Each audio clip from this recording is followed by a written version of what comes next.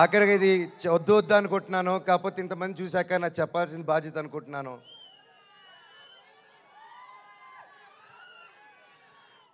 ఎన్నో ఈ మధ్యకాలంలో ఎన్నో జరిగాయి, ఎన్నో ఇబ్బందులు పడాను, ఎన్నో చూస్తున్నారు అందరూ.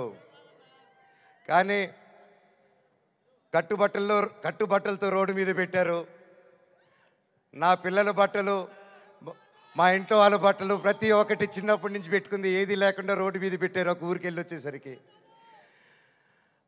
అండ్ బయటికి ఎక్కడికైనా వెళ్ళేదానికి కార్లు కూడా లేవు, కార్లు తీసుకెళ్ళిపోయారు. కానీ అన్న నాకేమైంది తెలుసా అన్న, శివుడు ఏ రూపంలో వచ్చాడు తెలుసా అన్న, ఫ్యాన్స్ రూపంలో వచ్చారన్న. ఇంటి బయట 20 కార్లు పెట్టారన్న నాకు వచ్చి. వాళ్ళే తీసుకొచ్చి ప్రతి ఒక్కరు వచ్చి అన్న మేమున్నాం అని నిలబడారు.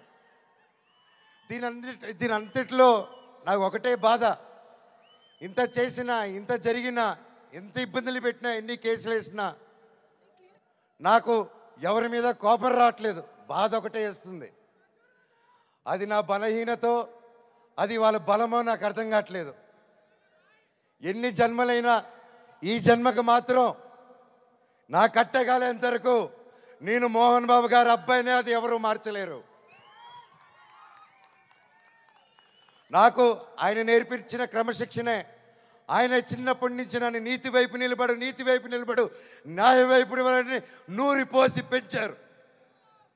ఈరోజు నేను న్యాయం వైపు నిలబడినప్పుడు చుట్టుపక్కల అందరూ చేరి తప్పంటున్నారు.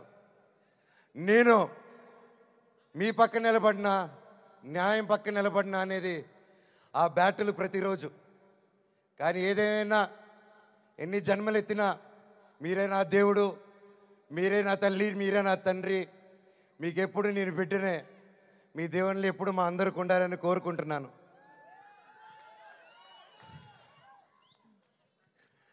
సరే, ఇది మాట్లాడితే ఇటు వెళ్ళిపోతున్నాను, సారీ.